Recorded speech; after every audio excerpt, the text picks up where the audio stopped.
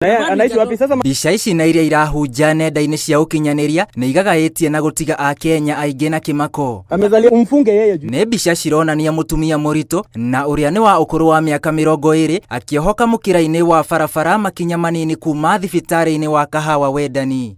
Aliweza kukunja hiyo kitambaa chake na akapiga magoti akajisalisha. Baada ya kusalisha kuna mwenye alimpata. Lea la kujeje augete aumanire na kumagara maguru nginyagia thibitarĩ-inĩ ũrĩa warĩ hakuhĩ hĩndĩ ĩyo mũthuri wake arĩ wĩra ũtukũ. Arĩa meyoneire ũhoro ũyũ makiuga mũtumia ũyũ athiĩte gwetha motungata ma naihenya thibitarĩ-inĩ ũyũ no akĩhũndũrwo. Ilikuwa usiku na kuna baridi. Sasa huyo mtoto alikuwa anatetemeka, huyo mama mwenyewe alikuwa anatetemeka.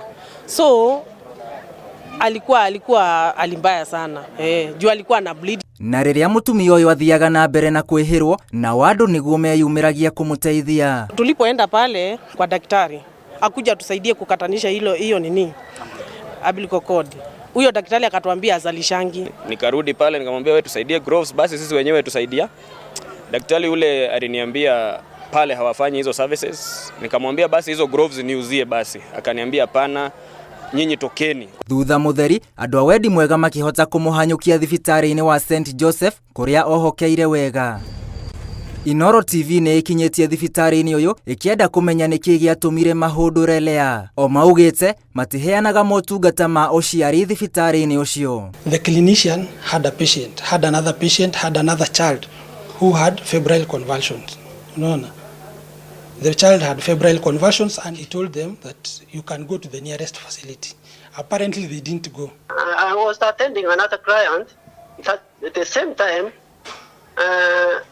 I didn't have time to write an emergency or a referral request because this client, even I didn't examine, I didn't do anything. Kanjo ya kũramata mũrutĩre wa wĩra wa aruti a wĩra a ũgima wa mwĩrĩ bũrũri-inĩ KMPDC nayo yugĩte nĩ irathuthuria gĩko gĩkĩ kĩrĩa gĩtumũrĩte ciũria kaĩ ũgima wa mwĩrĩ wa mũndũ ũkinyĩte handũ ha gũthakĩrwo karata. Every Kenyan has a right to emergency treatment and therefore every registered health facility in this country must be able to provide emergency services to stabilize a patient even where they do not have capacity to provide treatment. The facility has already been earmarked for closure. Our officers are currently in the facility inspecting.